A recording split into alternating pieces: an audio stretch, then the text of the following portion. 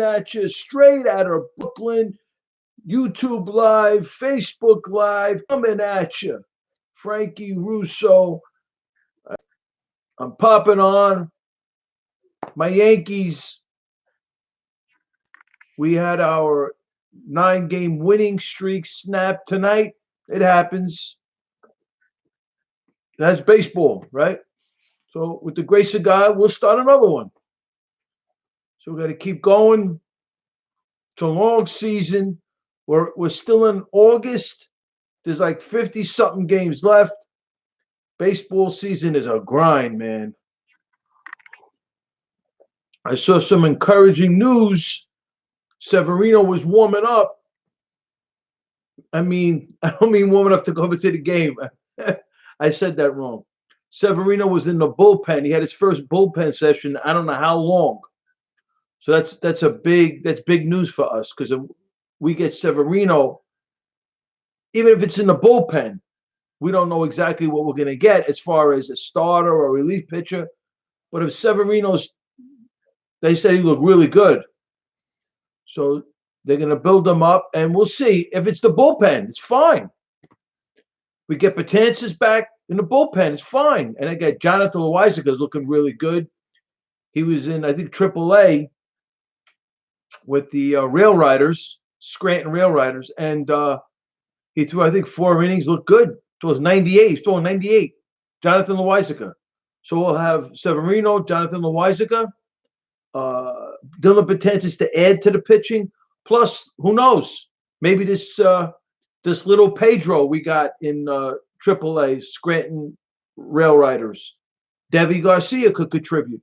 Because I think the way we're going to win this thing is bullpen relief pitching. So Booney and Rothschild and the Yankee brass is going to have to put their heads together and weaponize the Yankee bullpen. Okay, the starting pitching. I have to be real and honest. I just don't trust. Hap isn't what he was last year. And before I get to our great president Donald John Trump, what really bothers me when I listen to some of these broadcasters, and some of these broadcasters are amazing, right? Baseball broadcasters, the Coneys, and these guys know baseball, Ken Singleton, amazing broadcasters. But when I listen to some of these broadcasters say, well, Paxton, he's throwing now 50% or 50% breaking balls and 15% changeups. So he's throwing more changeups than his four-seamer now. So he's improved. James Paxton. Truth be told, the beginning of the year, Paxton threw a one-hitter against the Red Sox. I think he went 8 innings. He was throwing gas. Paxton comes to the Yankees. Before he comes to the Yankees, he's throwing four-seamers on the black. This cat, he was an animal. They didn't call him the big maple because he was an animal, right? Now they got him into a pussycat, throwing 44% four-seamers, something like that, and like 50+ breaking ball changeup. James Paxton. J-Hap, same thing. J-Hap last year was 7-0 with the Yankees, the second half. Obviously, he had better fastball command last year than he did this year. Last year, he was throwing that four-seamer, and he was nasty last year, J-Hap. I don't know what happened. They got him now, Domingo Germán, right? Domingo Germán can't go past the 5th inning. Either Domingo Germán is gonna, because we ain't got much more time to play with the starting pitcher. The Yankees don't. Either Domingo Germán is going to throw more fastballs. So work on your fastball location. His fastball command was off. What up, Johnny? His fastball command was off his last start. Right? And he's usually 93, 96. He's got to work on his fastball command, and/or if he wants to get past and work into the 7th inning, the third time around the lineup, become an A minus to an A pitcher because he has the stuff. He's got fabulous stuff. He doesn't have much confidence in his fastball, I don't think. Right? I think he loves his breakable, and its breakable is nasty, right? Let's be honest. But either he's gonna throw more fastballs and work on his fastball command up, down, in and out, or he's gotta do the Zach Greinke. He's got to take a page out of the Zach Greinke model, where Zach Greinke throws a softer breaking ball, like in a 60 to 70 mile per hour. I think if Domingo Germán did that, it would be really interesting because he pops like an 80 plus deuce. If he can come in with a 70 mile an hour, a softer deuce to go along with his other secondary stuff, it might work for him because I don't think he has much. I don't think he really has much confidence in his fastball. If he had, because he really has a nice fastball. Hey Billy, how are you? I think Domingo Germán has an above average fastball, and particularly to the slot that it comes out of, it's kind of nuts. But he don't have much confidence in it. So the Yankees got to weed out this starting pitching and see as we get closer and closer. We got to weaponize the bullpen. The Yankee brass with what's up, my brother? The Yankee brass and the Booney and Rothschild got to figure this out. We got to weaponize our bullpen, throw the assets on the table, like the Astros are going to do it, like the Indians are going to do it, like the Twins are going to do it, right? We got to do this. If the Red Sox make it, the Red Sox are going to do it. I think 7 innings, John. But Domingo Germán, for Domingo Germán to really, because Domingo Germán's got great, he's got upside stuff, right? But he don't have much confidence in his fastball. He's got to work more on his fastball, I believe. Fastball command. Fastball command is the key to pitching in my world. This new school, old school, this thing with, nobody loves numbers more than Russo, okay? But nobody can tell me. I don't know what's the most he's pitched in the season. That I don't know. They're building him up. I think 120, something like that. I'm not sure. They're trying to build him up a little bit. I don't know what they're going to do with Domingo Germán, but we're going to need him in the playoffs, right? In some shape or form, whether it's 3 innings a game, 3 innings every 2 games, something like that. We're going to need Domingo Germán. Maybe, John, that's a possibility, but the kid doesn't get past the third time around. Especially if the team is really, especially if the team is really like, I think one of his big outings against the Red Sox, his deuce was nuts. His breaking ball was nuts, man. When his breaking ball, hey Dan, how are you, my brother? When his breaking ball is nuts, oh my God, Domingo Germán, right? So we got Domingo Germán. So they got to flush this out and see what we're going to do with this, because the only way, Sevy, I don't know if Sevy's going to be a starter though, right? I don't know. They got to build him up. I think Sevy's going to end up in a bullpen with Betances, which is fine, with Jonathan Loáisiga and maybe get a little Devi Garcia with that yacker he has, right? They're going to have to weaponize the bullpen. We can't, when we get into the playoffs, we can't. I don't trust Hap. I'm sorry. I love Tanaka. Tanaka's a tough guy. I don't trust Tanaka. I don't trust Paxton. They got him pitching like a pussycat. Maybe Green. Yeah, maybe we're going to do the openers in the playoffs, which is fine with me. We just Booney's got to give us our best Sparky Anderson Captain Hook imitation. He can't sit with these pitches in the playoffs. When they get in trouble, he's got to look to who's next. Who's next? He's got to go. Who's next? He's like the hitters are a savage. Let Rothschild be the nice guy, and Booney's got to be the savage. We can't sit back and let these starters wait for a miracle start against the Astros or the Rays. The Tampa Bay Rays got great pitching too.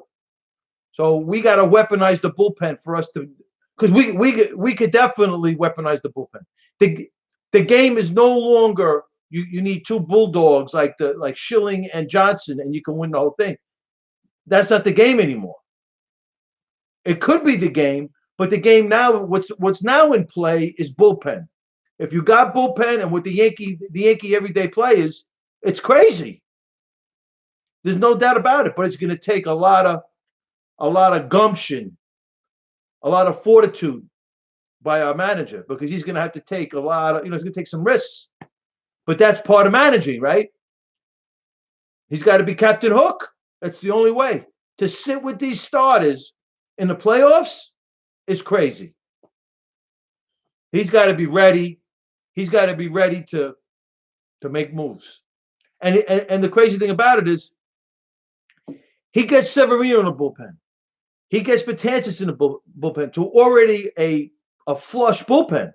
So he's going to have the arsenal. We can win. We can score. Exactly, John. We could win the whole thing with the Yankee everyday players and a fabulous bullpen. Absolutely. But understand something, John, now. It falls on the manager, right? When does he make the move to the pen? When does he make the move to the pen? And Booney, who I believe can do it, absolutely, John, but sometimes we're going to be facing Verlander, and Verlander's going to be nasty for quite a number of innings until we run into some stuff, right? So we need the bullpen to keep the game close so our offense can win the game for us. That's the formula. Relief pitches and the Yankee everyday players. Have a blessed one, Billy. So that's my take on the Yankees. The Giants are in preseason. They had their preseason game. This is preseason, so we'll see how this rolls. The quarterback, I think is Jones, Daniel Jones. I think his name is Dan Jones from Duke. He looked good in the preseason. What that means, obviously, this preseason, right? So we got that. He looked good, but it's preseason, John. I'd still believe, it's all on Saquon Barkley, right? So it's gonna be all on Saquon. Hey, Lori, how you doing? Okay.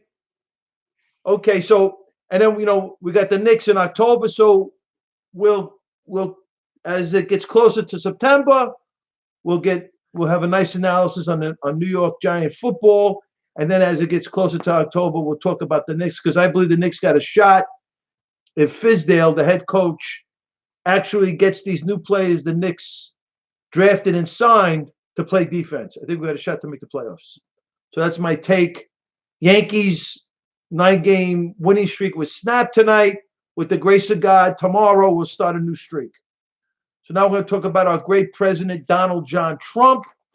So, well, it's a shame what's going on with what they're trying to do to our great president, right? It's a shame. With these shootings, it really drives me crazy. This show here, we condemn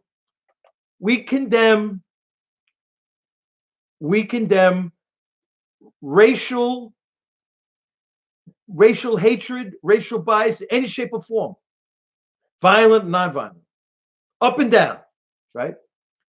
And what drives me crazy is the senseless killings. Absolutely, right?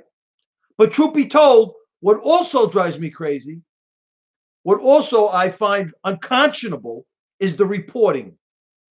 New York Times, editorial board. Huffington Post, editorial board, right? And the Washington Post editorial board. Now, I'm not claiming that all reporters of the New York Post, the Huffington Post, and the Washington Post are corrupt. I got my disclaimer, Johnny. I'm coming out with it. I'm not saying that they're all corrupt. All I'm saying is the editorial boards in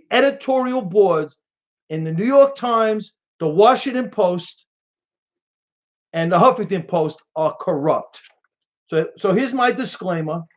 Outside looking in, no U.S. Congressional Oversight Committee, no International Atomic Energy Agency, no Joint Chiefs of Staff, no National Security Council, no access to classified docs, nor do I know anyone who has access to classified docs. Court papers, judges' decisions, peer-reviewed journal articles, and well-sourced, well-researched open source articles. What we're searching for is a quasi-model, quote-unquote, statistical significance. In all likelihood, no probability, we look for trends, differences, and patterns in the data, and then we attempt to conceivably reach reasonable, responsible conclusions. And by the way, we believe our conclusions are close. Classified information is the mean. We're within the standard deviation of the mean. The Russo disclaimer. So I'm on this thing all week, you know? So exactly, John. They are agenda driven, but you know something? The New York Times, right? The New York Times claims that we have a white Christian nationalist terrorist problem. That's what they claim. The New York Times, right? They go so far as not only that, they go so far as claiming that we have a white Christian nationalist terrorist problem that's comparable to the radical Islamic movement problem, to the Iranian global terror network problem, to the global jihadi problem. That's the problem throughout the world. They're claiming that this problem, this conceived problem by the New York Times editorial board, they claim that we have a white Christian nationalist terrorist problem is equivalent to the global jihadi problem. Beyond belief. And for this whole week, I've been laying it down, and I just don't see it, you know? Now, I just don't see it. It's crazy, Lori, right? Hey, listen, we condemn racism, racial hatred up and down, white, black, I don't care who you are, I don't care what color skin you have. If you could be a long distance cousin of mine, all the way from Italia, if you're spewing hatred, whatever it is, at whomever, because someone doesn't look like you, or someone has a different culture than you, or a different ethnicity than you, to me, that is base, that is stupid, that is ridiculous. That is the dumbest stuff I've ever heard in my life. This is not the 1930s and 40s. We're talking about this is 2019. And if people want to live there, go right ahead. I don't. Now, with that being said, I'm a white Christian, okay? I don't see this white Christian nationalist terrorist problem. Now, we may have a few isolated whack jobs, but this is nothing compared, not even close, compared to the global jihadi problem we have in the world. Not only in America, we have an American jihad, and we have a global jihad. It's beyond belief. I got another article here for y'all. I'm going to give you a little piece of it. This is what they call a peer-reviewed journal article.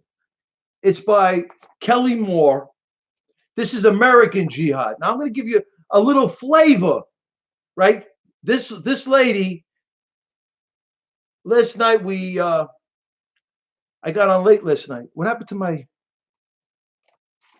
oh shit.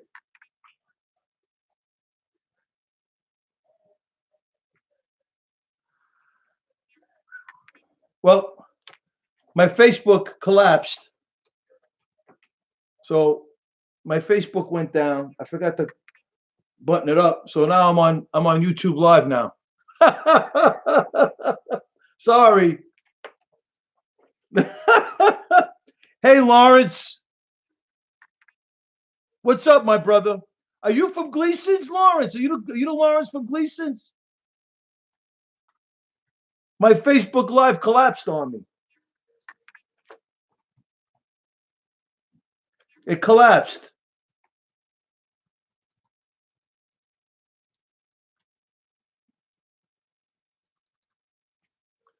Yeah, man. Yeah, I don't know what happened. My Facebook, my iPad went out. I forgot to plug it in. I guess that's what happened. It just went down. But it never did that before. It's weird. This thing was charged. It's weird. But anyway, I'm going to do the article and I'll come back on Sunday.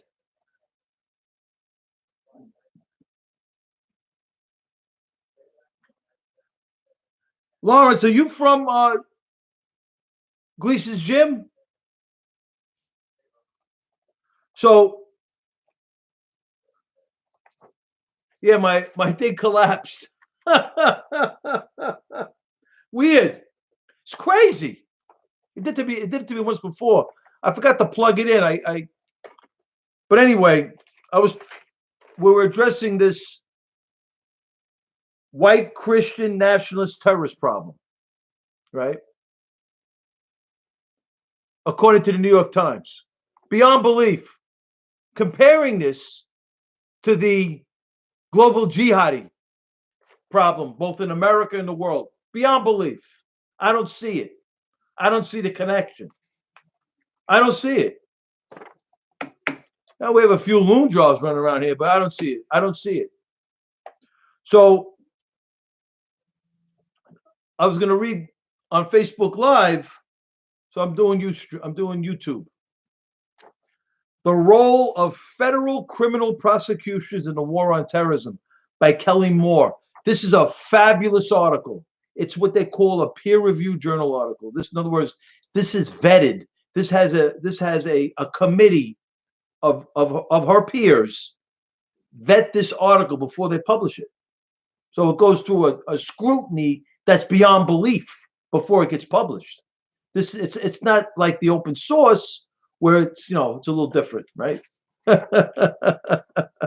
So in this article, according to the Lewis and Clark Law Journal, in this article, the author Kelly Moore, who worked as an assistant United States attorney for 11 years in the Eastern District in Brooklyn, chronicles the use of criminal prosecutions before and after the attacks of September 11, 2001. The author argues that a shift from reactionary prosecutions and intelligence gathering before 9/11 to proactive prosecutions immediately after 9/11 greatly increased access to human intelligence and helped eliminate potential terrorist threats, effectively aiding the war on terrorism. However, in the last few years, there has again been a shift away from these proactive prosecutions back to the intelligence gathering mindset, which is inferior in the results obtained through traditional investigative techniques and criminal prosecutions. So, just to give you a little more background on Kelly Moore, she was Georgetown University and Duke Law School. She's a partner at a firm in Manhattan and the chief, a big law firm in Manhattan, and the chief of the Violent Crimes and Terrorism section in the U.S. Attorney's Office. Eastern District of New York, Brooklyn. Kelly Moore was involved in many of the cases cited in this article. And much of the information used in this article is based on her personal knowledge and experience. The author also extends her gratitude and appreciation to a colleague of hers, an associate at her law firm. So this is where I just wanted to give you a little background on this lady, Kelly Moore. So she left the DOJ and she was an assistant U.S. attorney in the Eastern District of New York. Chief, and most recently as the chief of the Eastern District's Violent Crimes and Terrorism section. She experienced firsthand how effective criminal prosecutions can be a tool in the anti-terrorism effort. So basically, she claims that it's a tremendous tool. Initially, after September 11, 2001, the proactive use of criminal prosecutions was increased and maximized, essentially from a prevention and disruption perspective. Unfortunately, the past few years, it shifted from criminal prosecutions, according to Kelly Moore, to intelligence gathering, right? So they would gather all this intelligence. So basically, that explains somewhat how a lot of these individuals over the past 11 years or so were under the purview of the intelligence community, and then they were released because there was no criminal prosecutions against them. So a lot of these instances where we had individuals we knew about, like Omar Mateen and an Orlando pub shooting, Saeed Farouk, Tashfeen Malik, we knew about them. We knew about the Boston Marathon bombers. So it seems to jive with what Kelly Moore is saying, that our law enforcement was more on the intelligence gathering recently as opposed to criminal prosecutions, right? So to take this a step further, so FBI agents, according to Kelly Moore, working with federal prosecutors, began effectively employing criminal prosecutions as a tool in the anti-terrorism program. Agents obtained new evidence from human intelligence that had not previously been identified or pursued. More importantly, agents were able to take people off the streets who had been identified through existing intelligence in past, present, or future supporters of terrorism. Now, the post 9/11 anti-terrorism efforts in practice. So she gives examples. That's why this article is so awesome. She gives examples. So one example she cites, and apparently according to the beginning of the article, she was involved in these cases, a lot of them. An example of this proactive law enforcement approach to fighting terrorism is a series of cases that were investigated and prosecuted in Brooklyn shortly after September 11, 2001. In October of 2001, custom agents working at JFK Airport arrested a Yemeni man attempting to smuggle out of the country more than $100,000 in cash, hidden in large honey jars. Law enforcement was particularly interested in this case because several honey companies recently have been identified as front organizations for funding terror. The honey jar defendant was charged with criminal conspiracy to violate the currency reporting laws. In an attempt to gain leniency at sentencing, he cooperated with the government. He was interviewed numerous times by the customs agents who made the initial arrest, but also by an FBI agent named Brian Murphy, who had been transferred to a terrorism squad from a narcotics squad, who was accustomed to using a wide range of investigative tools. Agent Murphy learned that the honey jar defendant was from an area in Brooklyn, that's where I live, with historical connections to radical Islamic extremism. The defendant attended the Al Farouk Mosque in Brooklyn, where the blind sheikh Omar Abdel Rahman had been the imam, and where discussions relating to the plot to blow up the Holland Tunnel, Lincoln Tunnels took place. So basically, Omar Abdel Rahman, the blind sheikh, was involved in the assassination of Anwar Sadat. He was on the case. They were going to kill him. So we said he did nothing wrong. It's in the Quran. We talk about this all the time. The Egyptian prosecutors took out their big, thick book called the Summary of Islamic Jurisprudence. They went through the book. They said, oh, he's right. It's in the Quran. And they released him.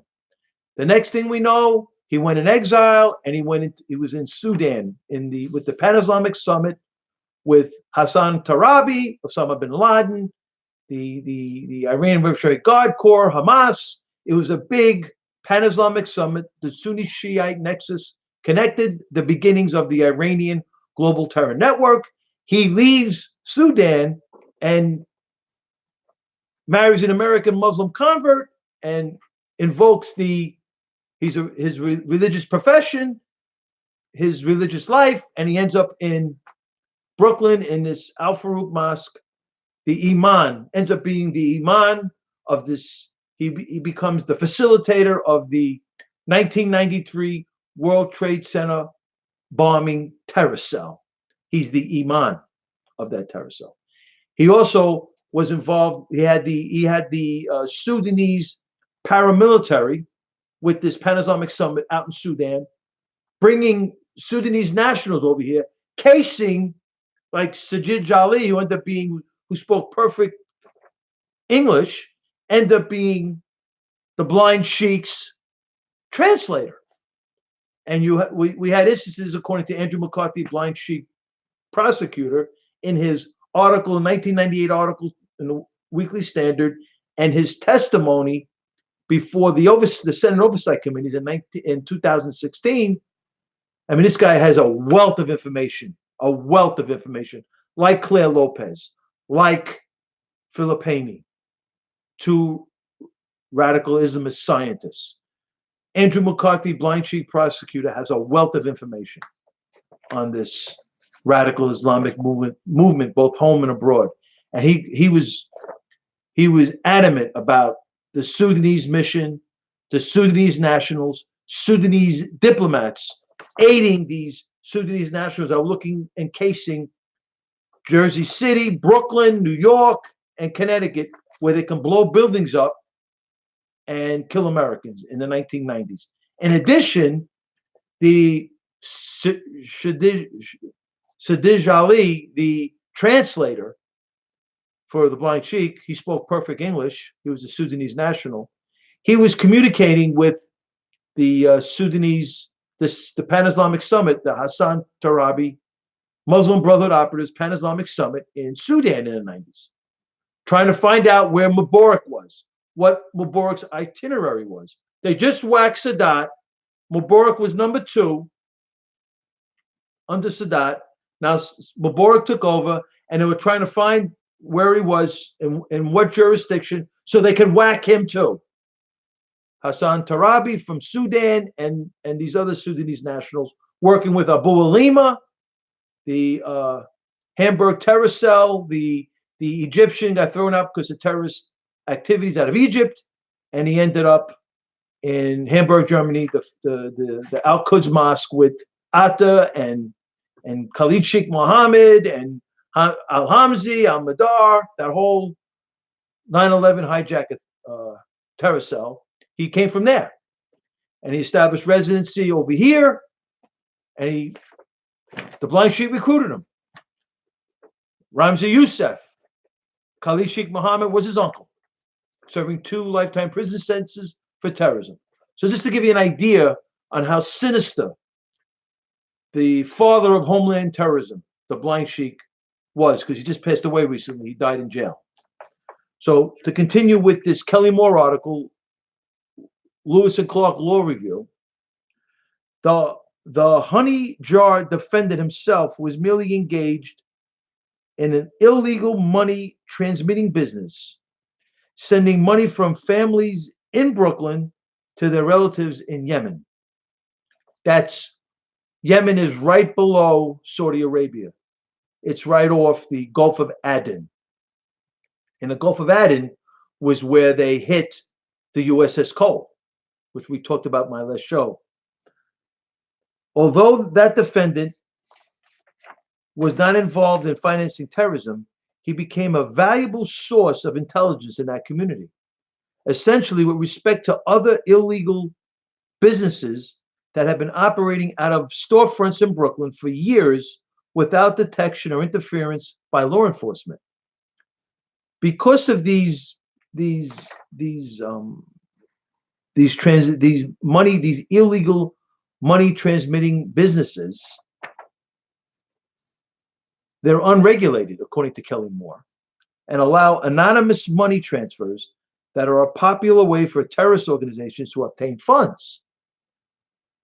Therefore, these illegal money transmitting businesses became a major focus of law enforcement after September 11, 2001.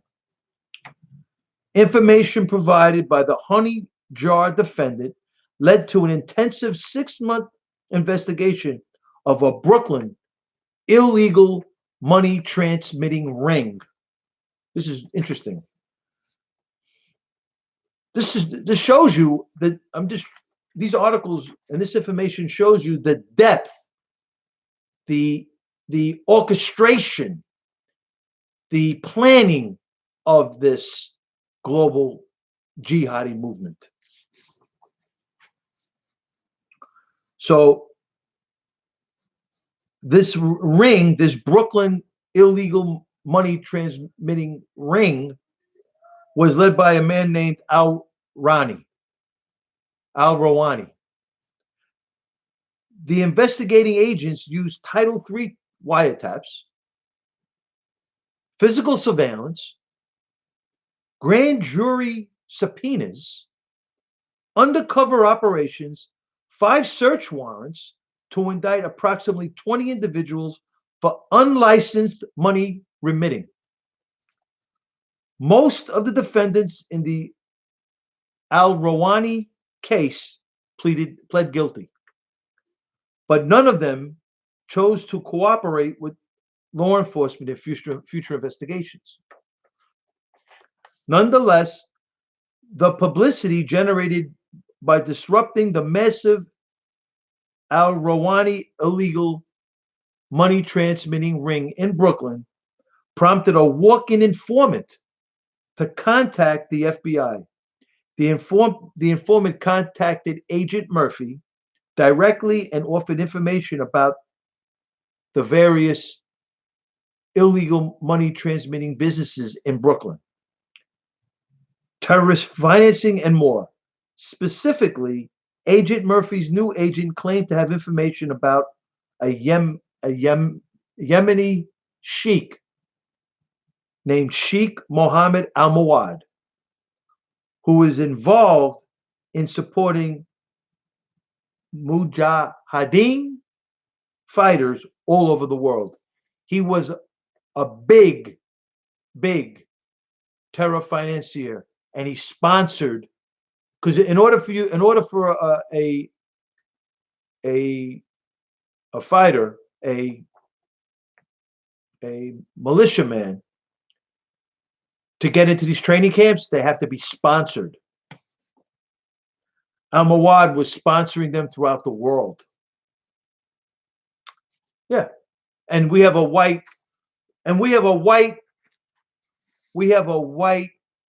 Christian nationalist terrorist problem in America, according to the New York Times, comparing it to the global jihadi movement. And the global jihadi movement has training camps throughout the world. And a sheikh named Mohammed Al-Mawad is a terror financier. And according to this article, he was getting money from the Brooklyn Mosque, the Blank Sheikh's Mosque, the Jersey City Mosque with Muhammad al-Nudi, Musa Abu Marzouk, the Holy Land Foundation trial. All this money was flown out of America through the Zakat committees in some instances. Muhammad al-Mawad was using this money to sponsor terrorists. It's beyond belief, right? Beyond belief. So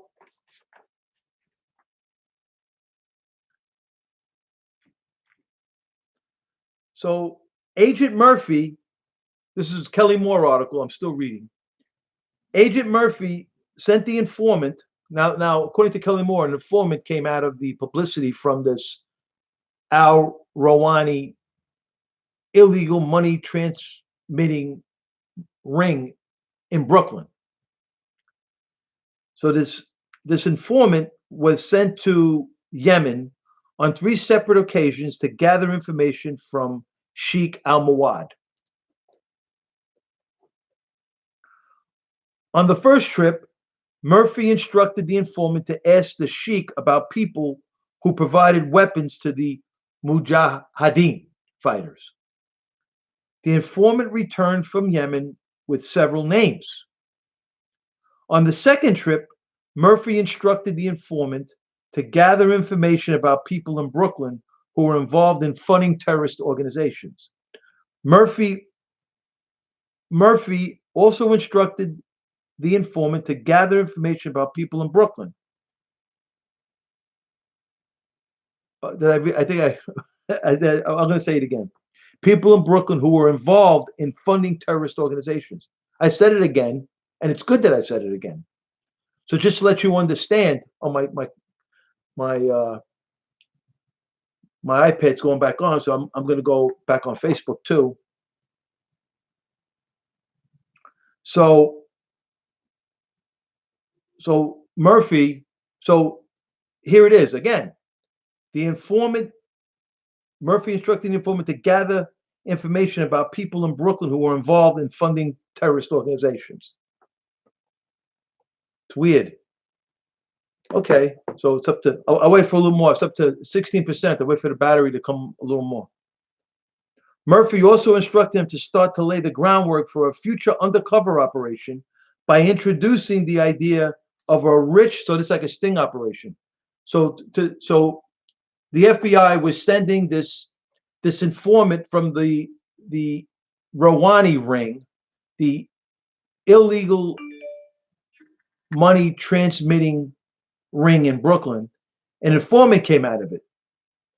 So the FBI was sending this informant to Yemen to speak to that sheik, Mohammed al-Mawad, and try to find out what he was doing, who he knows in Brooklyn, where he's getting the money from, etc. So they're laying the groundwork. So the FBI instructed this Rouhani informant to start to lay the groundwork for a future undercover operation by introducing the idea of a rich American Muslim who wanted to donate money to support the Mujahideen fighters, but wanted to make sure his money got into the right hands. After the second trip, the al-Rouhani informant of the illegal money transmitting ring reported that the Yemen sheik claimed to have met Osama bin Laden in Afghanistan on 2 occasions, and that this Yemen sheik had received money collected at the Al Farouk Mosque in Brooklyn, and that this Yemen sheik will be willing to meet the rich American donor in Germany. Maybe Hamburg, Germany, who knows? The informant also returned with a list of names written by the Yemen sheik of people whom he claimed could be relied on to send money from the United States to support terrorism. This is beyond belief. Now, this is the FBI started investigating Abid El-Fiji, one of the individuals on the Yemen sheik's list, who owned a small ice cream shop in Brooklyn, on Atlantic Avenue in Brooklyn. He owned this ice cream shop in Brooklyn, right on Atlantic Avenue. You know how much money he had in his bank account? $21 million. The federales were going nuts. That means you could be hanging out in this ice cream parlor one summer ago, having a nice banana split, hanging out, and all of a sudden the federales come in and say, "Where's the owner of this enterprise?" He's got $21 million in his bank, and he's sending the money to the global jihadi movement. 20 million to Al Qaeda, 5 million to Hamas. Something like that. No, that was Muhammad al-Mawad. Abid al-Fiji had $21 million, and his list, I confused it with al-Mawad. His list Here's his list. His list. Here it is. Overseas accounts. The money transmitting scheme. So illegal money transmitting scheme. Yeah, 21 million. So Al Mawad, the Yemen sheikh, he was found guilty in district courts, sending 20 million to Al Qaeda, 5 million to Hamas. Now, according to this Lewis and Clark article, Kelly Moore article in the Lewis and Clark Law Journal, Jordan, UAE, Egypt, Turkey, Yemen, Thailand, China, Japan, Indonesia, India, Italy, Holland, Switzerland, Germany, France, and the UK. This was the money laundering scheme of $21 million in Abid El-Fiji's bank, the owner of this ice cream parlor. You believe this? And we have a white Christian nationalist problem in this country, according to the New York Times. We have a white Christian nationalist terrorist problem in America. Comparing it, the New York Times editorial board compared it to the global jihadi movement in America. Not even close. Not even close. Not even close. The global jihadi movement is a well-oiled machine. And it got well-oiled by the Obama-Clinton crime family. 150 billion back to Iran, right? Claiming it was The Hague. Obama sent 4 letters to the Khomeini, right? Gave 150 billion back to Iran. Said that we held their money long enough. After all, they want to blow up Israel. They want to blow up America. Let's give them their money back because it's in The Hague. Meanwhile, Omar al-Bashir has $9 billion in UK banks. He just got couped in Sudan. He sold oil fields to China. He's got $9 billion in UK banks according to WikiLeaks. And the ICC, the International Criminal Courts, are looking for him. They couldn't arrest him. He was going and doing whatever he wanted. Like, what's his name? General Soleimani from the Quds Force was heavily sanctioned, and he was moving in and out. He went into Russia to get Putin involved in the Syrian civil war, which he did.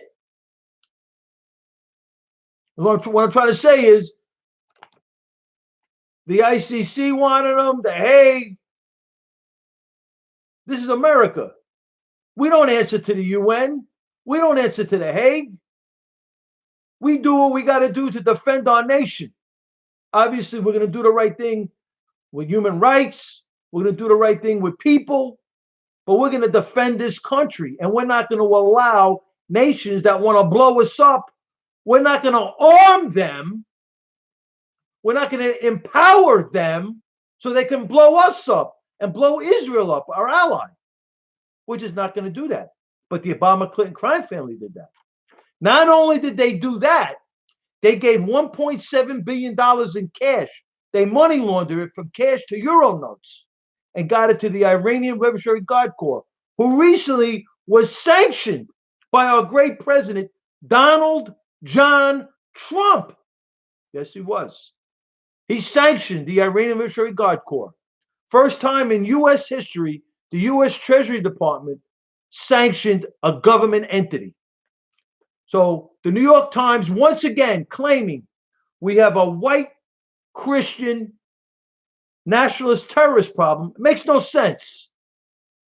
Not even close. Comparing this to the global jihadi problem, the American jihadi problem, which we have. Talk to Congresswoman Omar, talk to Congresswoman Tlaib. It's real. Let's see with the battery. The battery's almost 30%. I think I'm going to go on the air. Back on Facebook Live. If you all can bear with me for a second, I'm going to go back on Facebook Live. Because I'm up to Abid Al-Fiji. And from there, he's going to get into Al-Mawad. Al-Mawad was involved in the 20 million to Hamas, 5 million, 20 million to Al-Qaeda, 5 million to Hamas. And Abid Al-Fiji was involved in a unbelievable scheme. So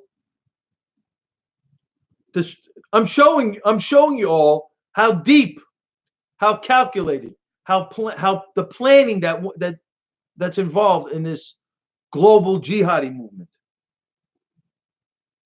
I'm going to try to get back on Facebook Live again. The battery's up. Just give me a second here. Just give me 1 second here.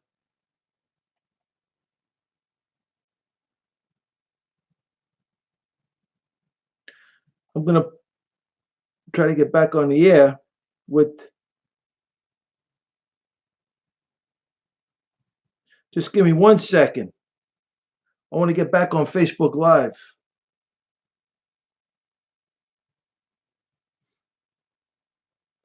Yeah. We're going to do it. I'm almost there.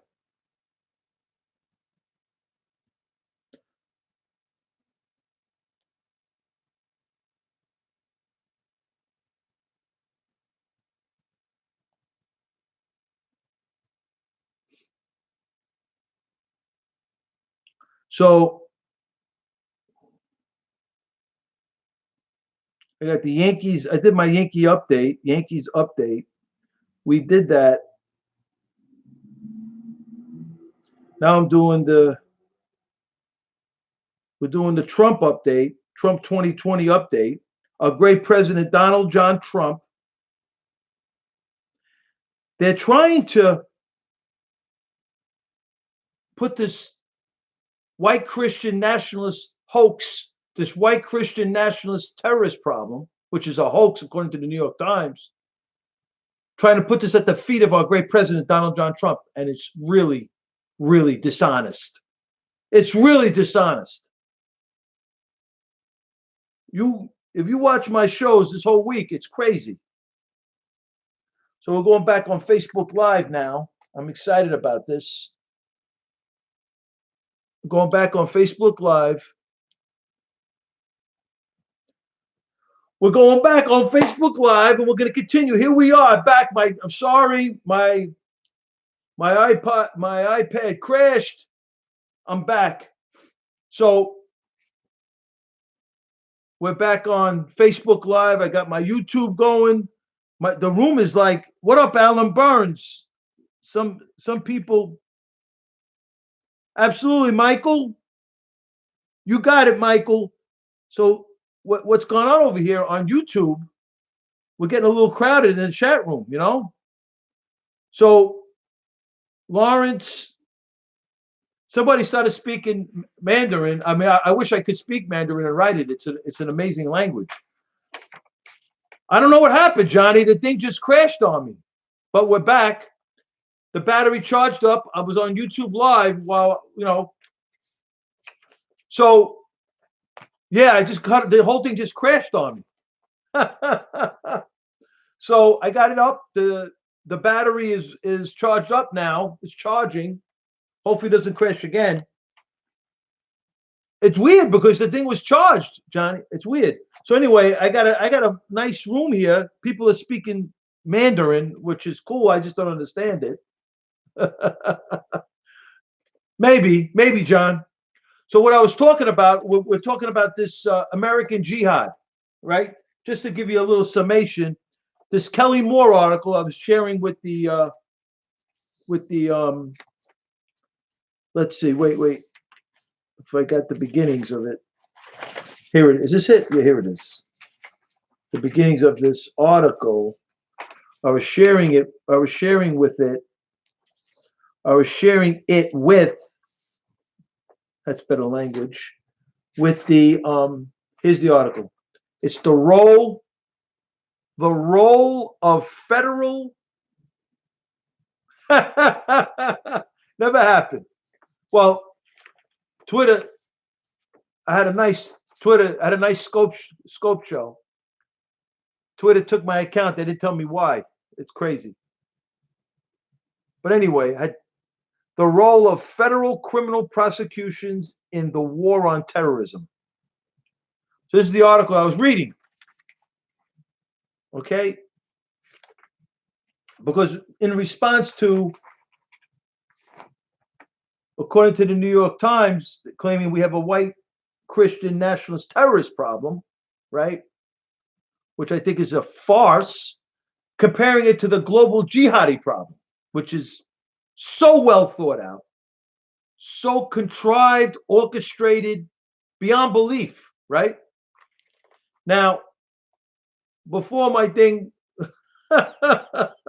before my iPad crashed, I was getting ready to get into the article. So this is the article I was reading on YouTube. I want to bring them up to snuff, y'all, YouTube. Okay. So basically, Kelly Moore, who's an 11-year, she's a fabulous U.S. attorney, and this is a peer-reviewed journal article, Lewis and Clark. She's from the Eastern District in Brooklyn. She was claiming that before 9/11, there was a shift from reactionary prosecutions and intelligence gathering before 9/11 to proactive prosecutions immediately after 9/11, greatly increased access to human intelligence and helped eliminate potential terrorist threats, effectively aiding the war on terrorism. Right? That's what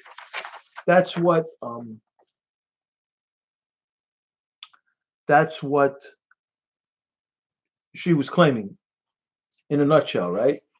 So then she started to get specific, and she talked about, so she likes to talk about specific cases and examples, because a lot of these cases she actually worked on, did Kelly Moore. So there's one in particular in October 2001, they busted this Yemeni man who was transferring $100,000 in cash hidden in large honey jars. So this, to cut to the chase, this $100,000 in large honey jars led to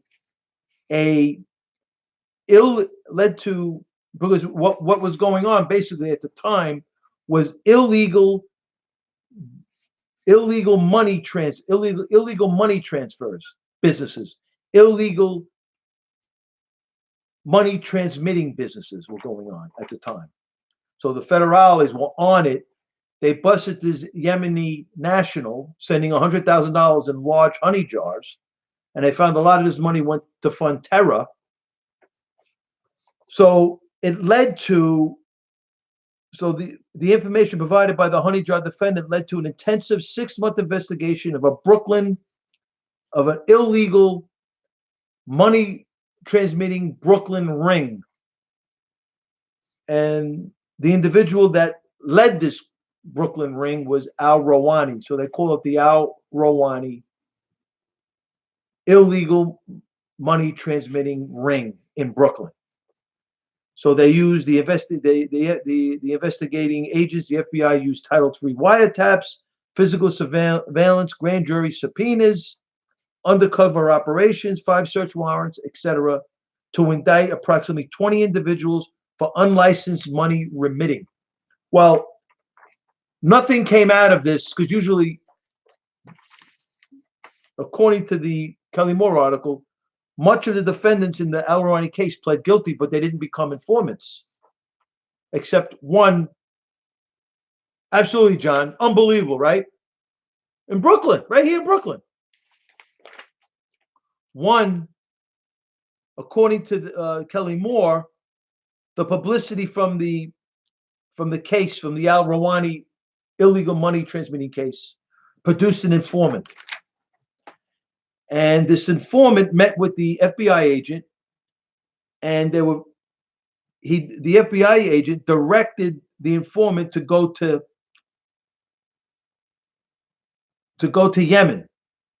So the FBI informant contacted the FBI directly and offered information about the illegal money transmitting businesses in Brooklyn, terrorist financing, and others. Specifically, the new informant claimed to have information about a Yemen sheikh, Sheikh Mohammed Al Mawad. This is where he would go back and forth to Yemen, right?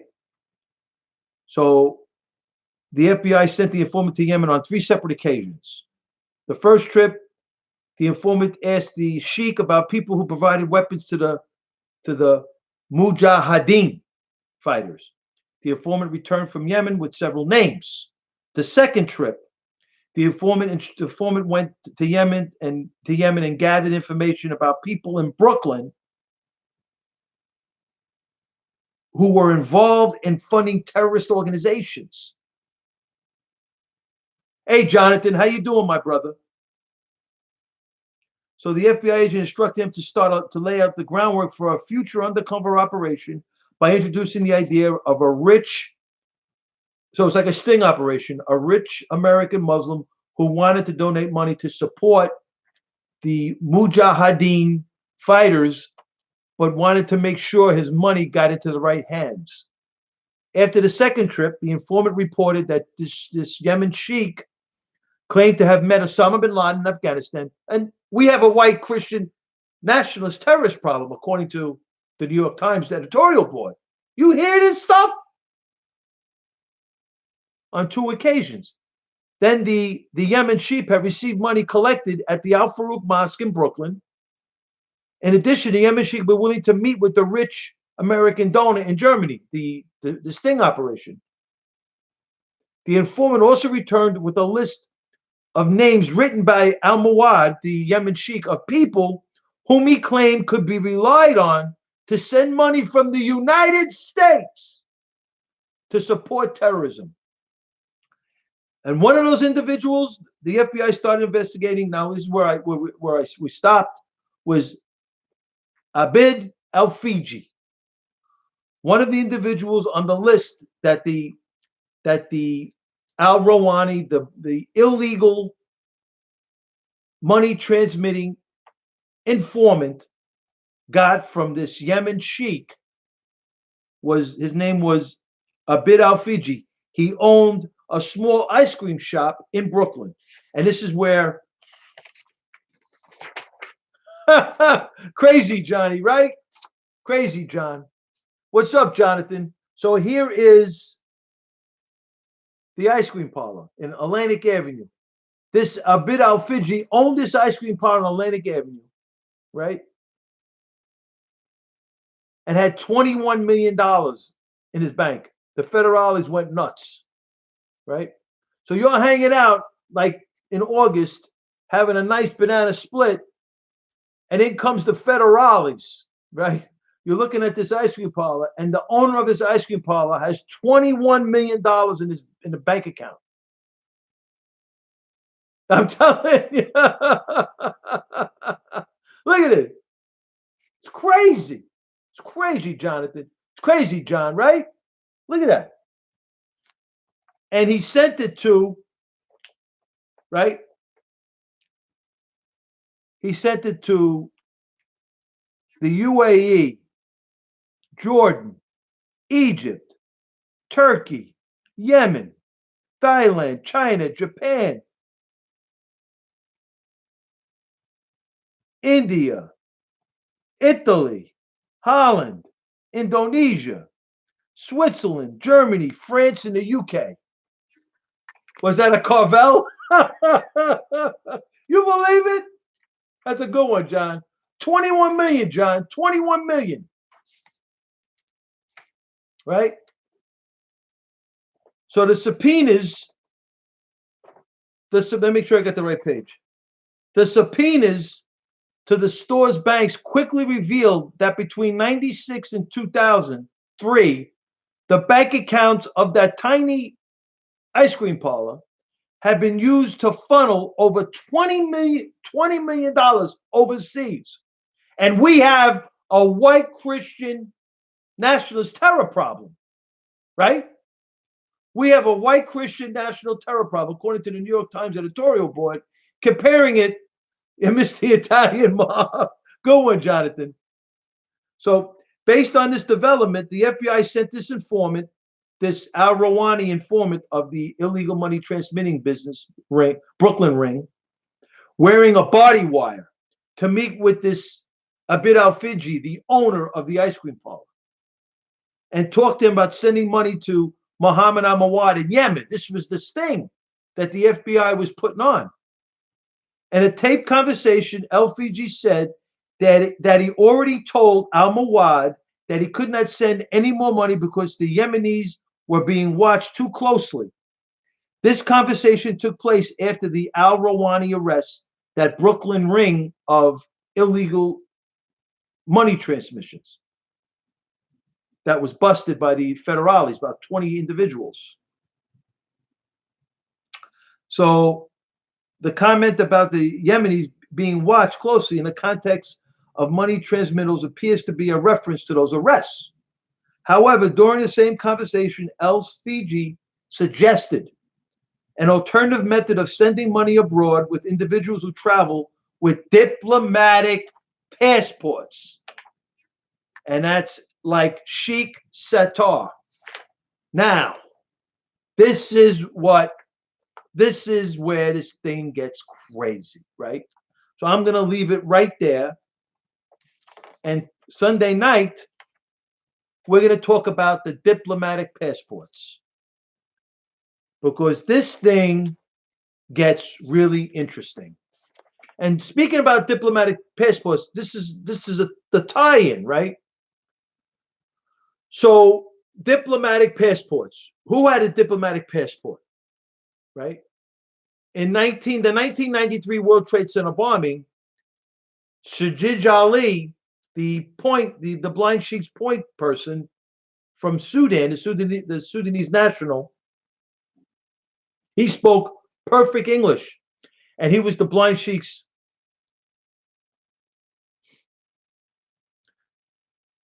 God bless you, Denise. Thank you so much for the visit. God bless you. Sounds great, Denise. Thank you so much. God bless you. Thank you for the visit. So now, right, we got this thing now where the Kelly Moore article, which is a peer-reviewed journal article, this is more, we're creeping closer and closer. You know, we are within the classified information, which is the classified information we don't have access to, right? That's the mean. That's where everything is, right? That's, if I was sitting next to the former DOD Secretary, Defense Secretary General Mattis, that's classified information. If I was sitting next to our great President Donald Trump, obviously that's classified information. Okay, John. So we're gonna talk about this, right? So that being said, we're within the standard deviation of the mean. We're close, right? Now with these peer-reviewed journal articles, we're creeping closer because the goal is incontrovertible truth, right? We're creeping closer and closer and closer toward incontrovertible truth. And so now, according to the Kelly Moore article, it switched from infiltrating our infrastructure and coming here and utilizing illegal money transmitting to the terror camps overseas, right? Al Qaeda and Hamas and other countries, as did this owner of a Atlantic Avenue Brooklyn ice cream parlor, Abid Al-Fiji, right? And we have a white Christian national terrorist problem, right? This is such a farce, right? Comparing it to the global jihadi problem. Are you kidding me? It's not even close. There's no comparison to the global jihadi movement. These shootings are a bunch of whack jobs. I'm a white Christian.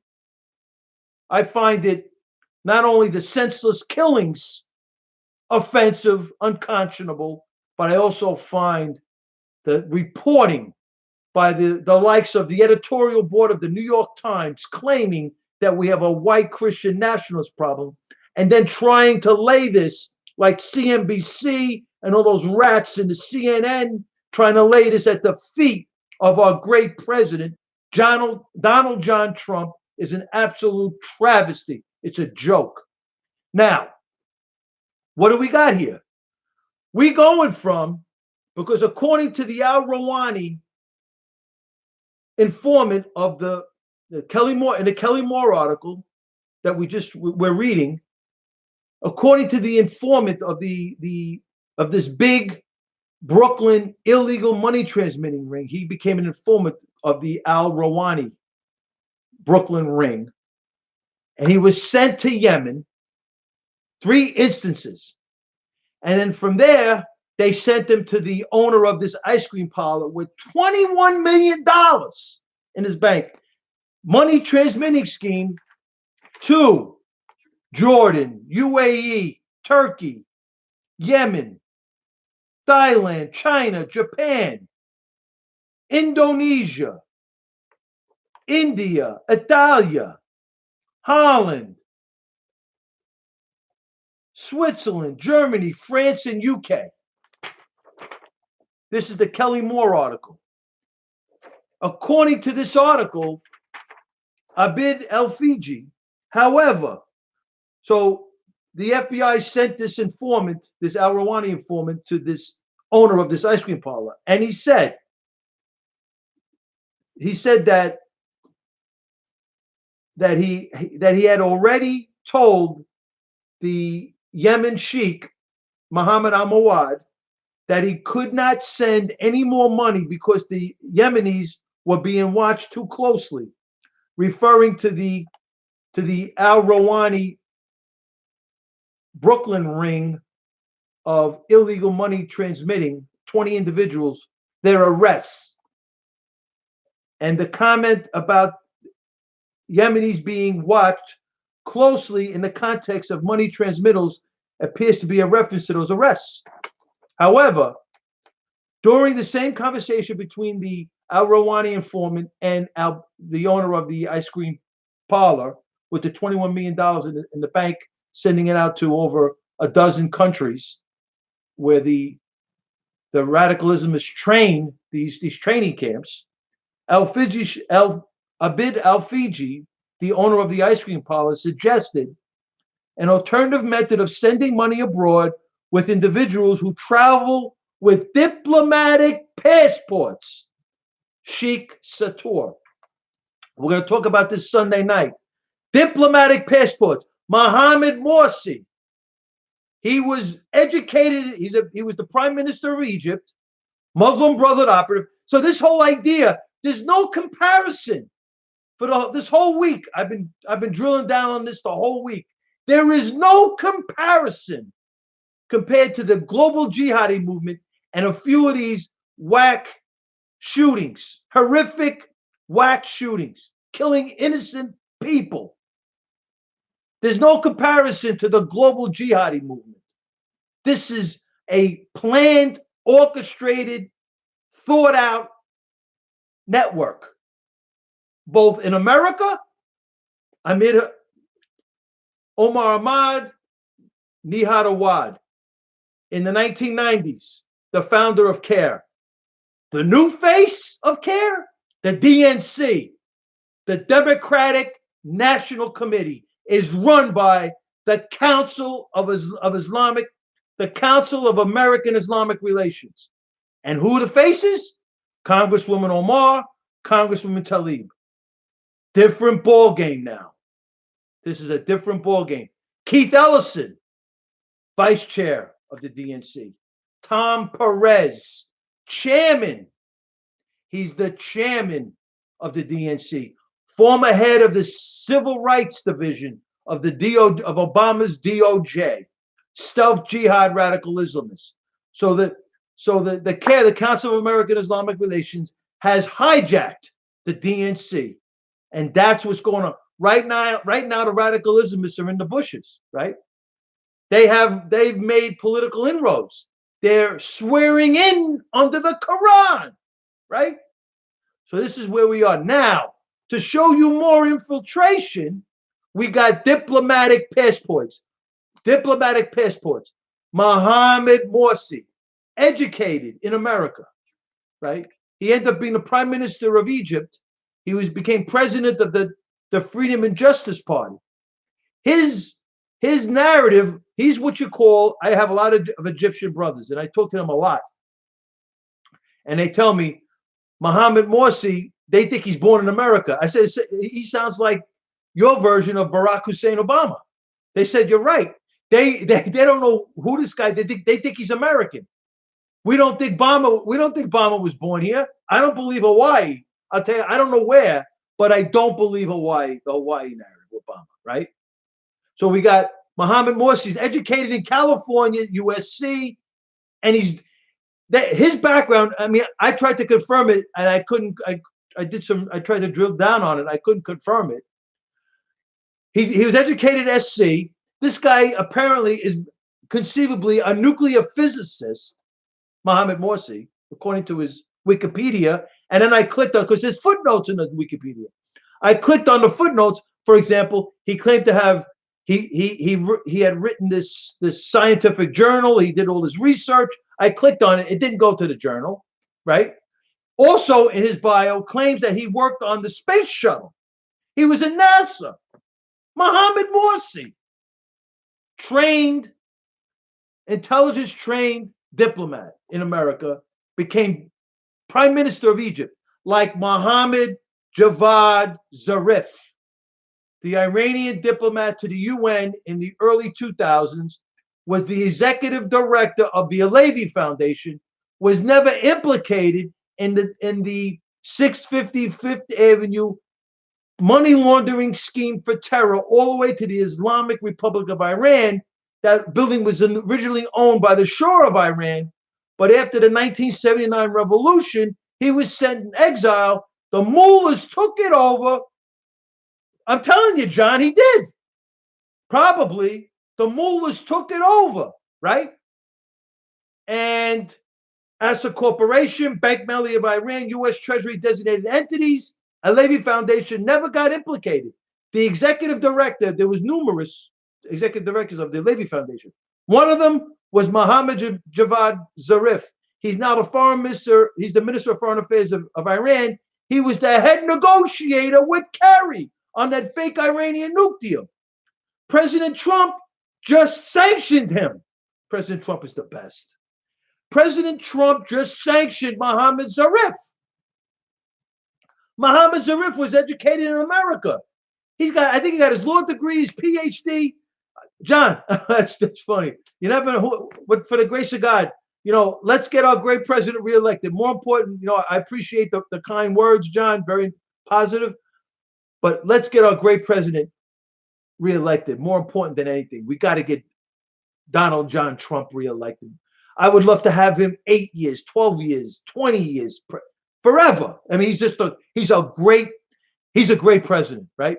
So I'm telling you, man. So that's Mohammed Zarif, right? He was involved in the 650 Fifth Avenue case. President Trump just sanctioned them, right? Then we got, please, I don't even want to go there right now, John. It's, I got all these lefties all over in New York. It's just beyond belief. So we got Mohammed Zarif. Thank you for the kind words, John and Jonathan. Thank you so much. But we got to get our great president reelected. More important than anything, our president's got to get reelected. 2020. Very important. We should have a Brooklyn rally. That's what we really should do. We should have a Brooklyn rally, invite our great president, and if President Trump gets late 20s, early 30s, if he gets late 20s, early 30s in the city vote, he wins New York. He wins New York. We should do a Brooklyn rally for our great president, Donald John Trump. That's what we should do. A Brooklyn rally for our great president, Donald John Trump. That's what we should do. So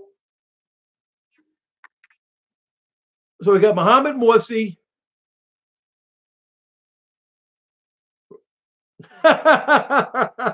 Right? Absolutely, John. We should. They need, well, the whole deep state, right? Because there are a lot of rhinos. There's some rhinos there too. There's some rhinos there too. So let's look at this, right? Let's look at this. Let's look at this, right? Mohammed Morsi, pump the Trump. Oh, Jonathan, I missed that. I would love to go back to ABC. Oh my God. It would be, I tell you this much. We go back to ABC, that mic is heat. Oh my God. That mic would be heat. Oh my goodness. It'd be heat. It'd be unbelievable. Oh my God. It would be just an amazing experience. But anyway, Mohammed Morsi falls in that diplomatic, so he's aiding and abetting terrorism. He died recently. He was involved in an espionage case with Hamas, Iran, and Hezbollah. Mohammed Morsi. Called Johnny Katz, right? I heard he took it over. Good for him. I heard he took it over, John. I heard he took it over. I heard the billionaire took it over. So we got Mohammed Morsi, right? Mohammed Javad Zarif, right? We got the Sudanese ambassador who was sent back, Mohammed Ahmad Youssef, Sudanese diplomat that was involved in the 1993 World Trade Center bombing with the Sudanese mission. They were sent back to Sudan. That's how much they were involved in the 1993 World Trade Center bombing. Terrible. Wow, just invited. Wow, good for him. Really, John? Wow. I tell you, good for him. He's a billionaire. He should bring Frankie Russo back at ABC. We were heat on that mic. Oh my God. Our weekend show, that 1 hour a week, we were the hottest ticket. Oh my God. It was just, what run. That was an amazing run. I would love to do that again. Oh my God. That was unbelievable. So that was amazing. And we called it. We called Wisconsin. We called Michigan. We called Ohio. We called Pennsylvania. We called Minnesota. President Trump, we would have won Minnesota if Ivan McMillan wasn't there. Disgraceful, right, John? De Blasio's a disgrace. Absolute disgrace. Absolute travesty. He is an absolute disgrace.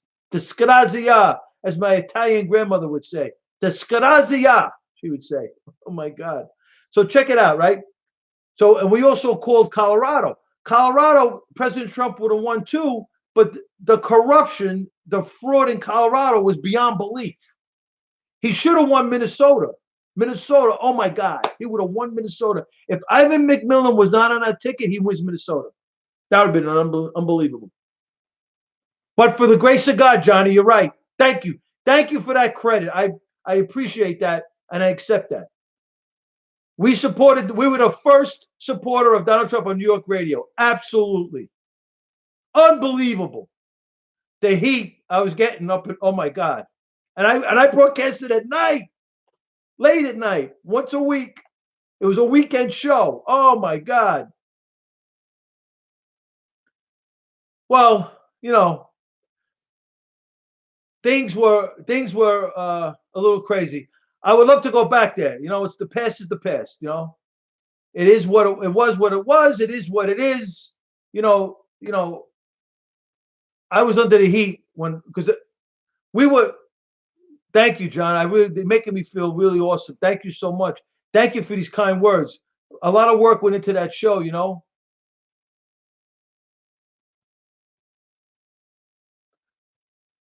God bless you, Denise. God bless you. Aaron Klein, he's awesome. Sean Hannity, oh my God. Sean Hannity's the best. What a show he has, Sean Hannity. And James O'Keefe's done some great work with Project Veritas. Unbelievable. But that Aaron Klein, yo, that dude's off the charts. He's awesome, man. He was putting the radicalism on the radio. He's amazing. That's amazing, man. That's unbelievable.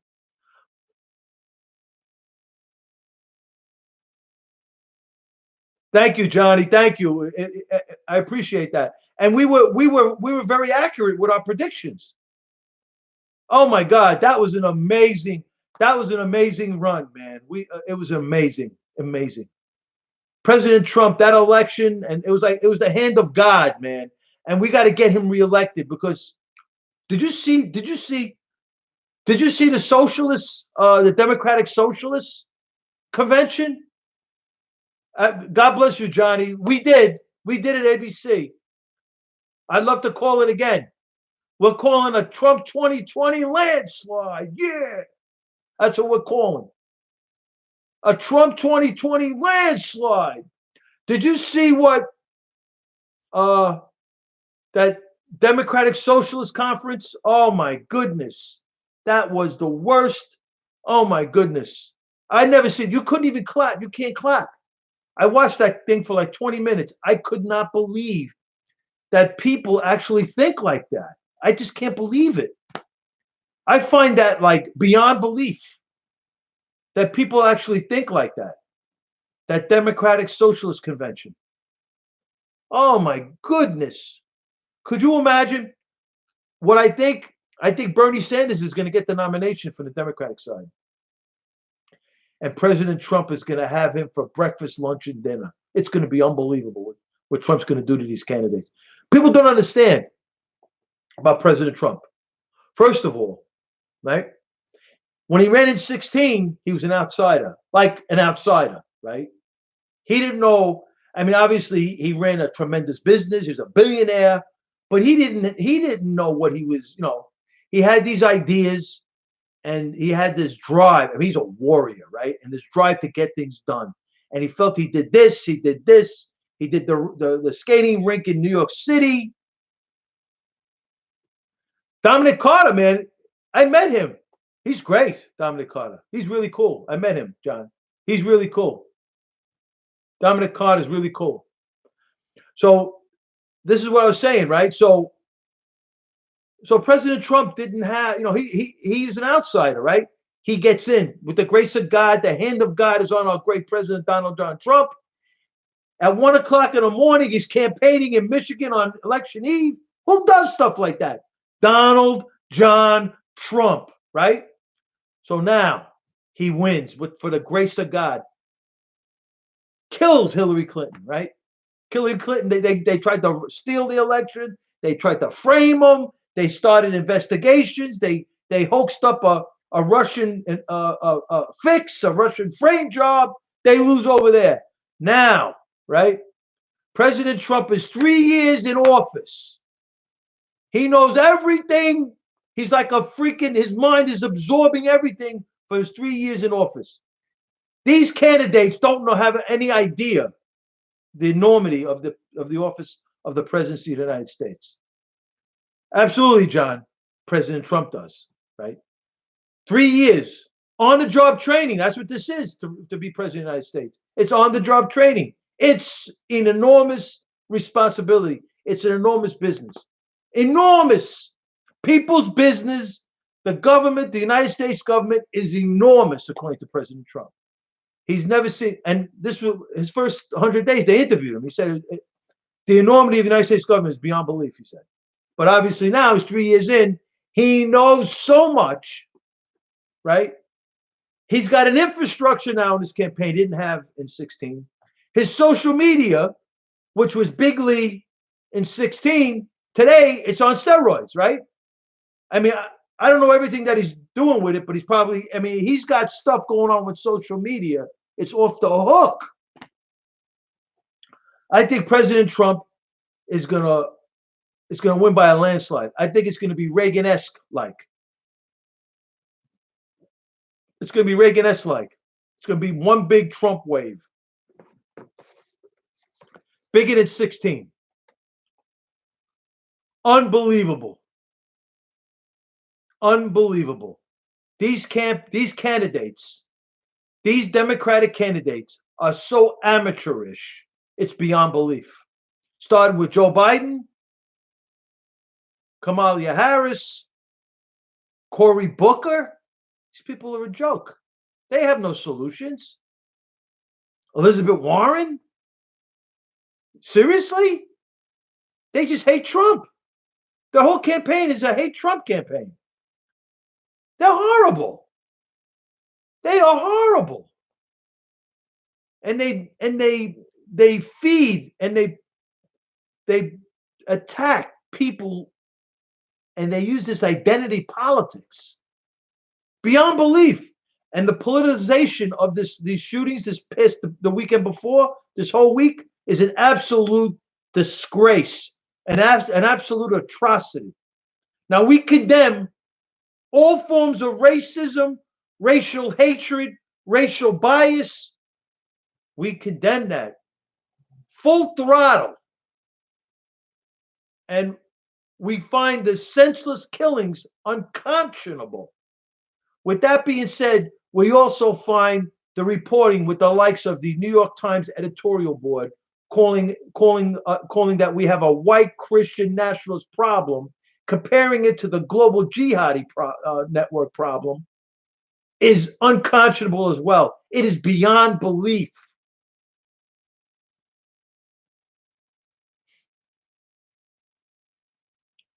It's beyond belief. Hey, Denise.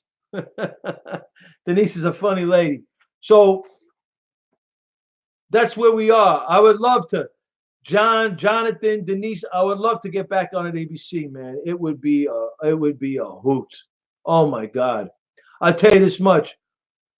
Russo's back on ABC. The Russo show's back on ABC. It would be heat. We would be heat on that, Mike. It would be heat. We'd be getting it from all angles. Oh my God! The good, the bad, and the ugly. It'd be great. Huge, right, John? And plus, we have such a competent one. President Trump is by far so intelligent, so bright, he don't get the credit.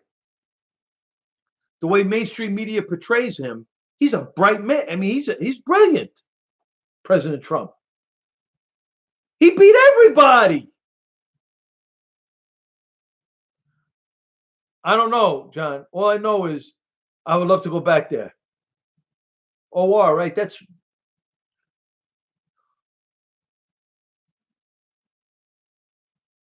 I would love. What's the the Michael Savage is the best.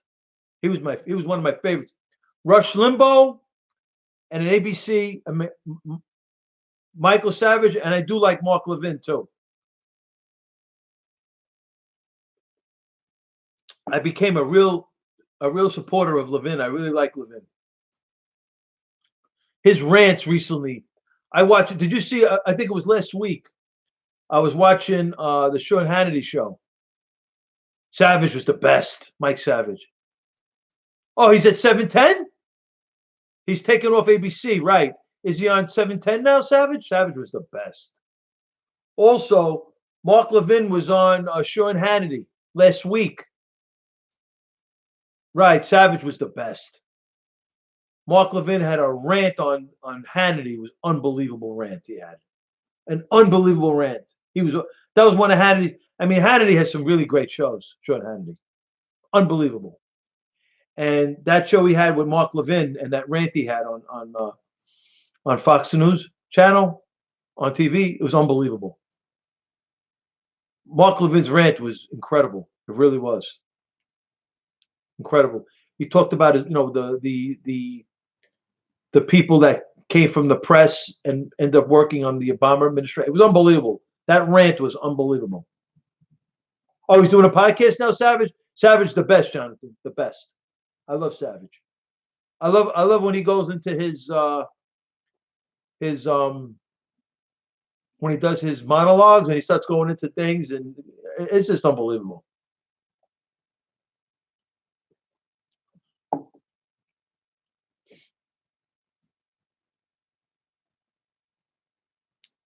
Yeah, the rhinos. It's tough, Denise. Because President Trump was the outsider, right? And now he was president for 3 years, so he can't do it alone. He has to get things done. So he's trying to work with. Look what Jeff Sessions did to him. campaigned with him, and then double banged him, right?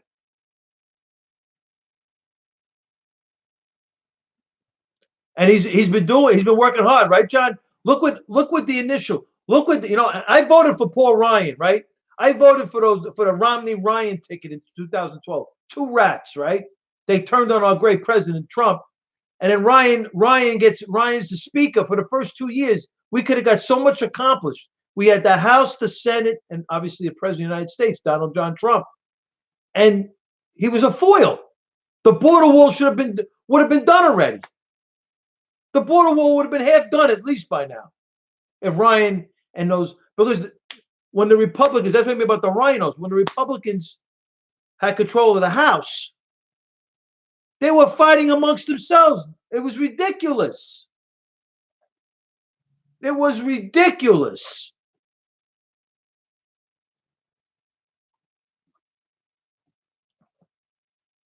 Beyond belief, John. Beyond belief.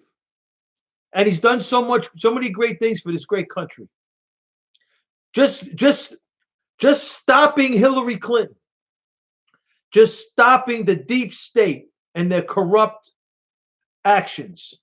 And I point to July 5th, 2016, when Comey rewrote, according to Andrew McCarthy, the U.S. espionage statute, practically indicting Hillary Clinton, and then invoked an element of intent not required by the U.S. Congress for a felony violation of the U.S. espionage statute. So in one swoop press conference, James Comey was President of the United States. He pardoned Hillary Clinton.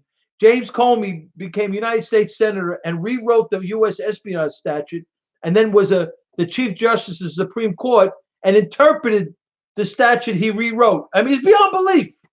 And we don't have a deep state. You talk to the loony left, we don't have a deep state.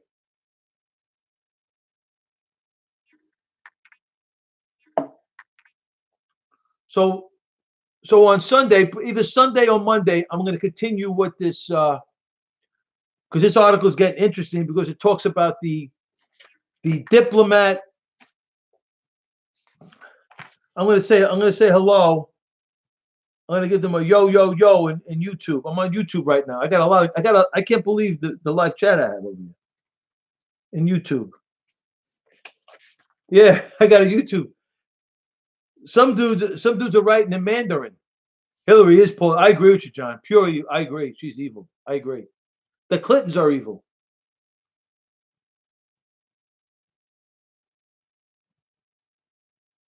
Never happened. Bernie wouldn't have beaten Trump. No way. No way. Trump was winning. And I think Bernie's going to be the candidate. Why? Because it's going to be the candidate unless the Democrats who pretend to be of the people do their super delegates and they fix it for somebody else like Kamala Harris. They're going to they want her, right? But the truth be told, Bernie's coming in with a following already. So Bernie's going to jump. He's going to, Iowa, Bernie already comes in. So there's going to be all these candidates running.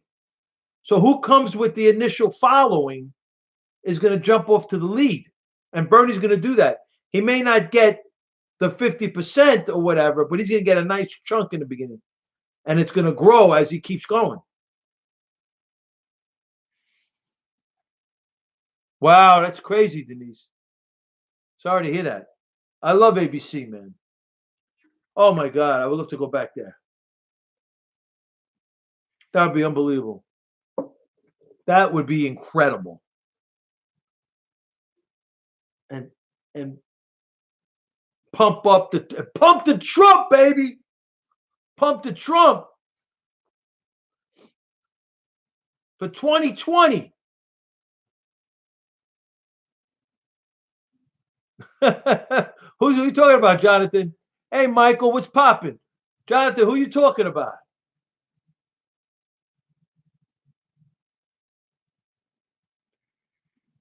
Jonathan, who are you talking about? Who's in MCU?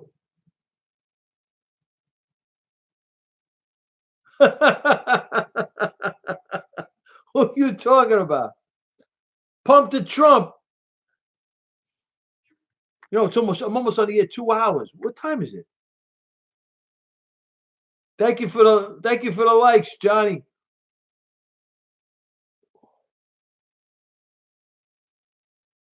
Epstein. Oh my God. You're talking about the Lulu Express, right? The Lulu Express. That's unbelievable. The Lulu Express.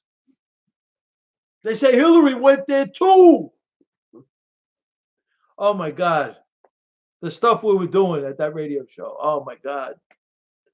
That show was incredible. Oh my God. It was so, I tell you.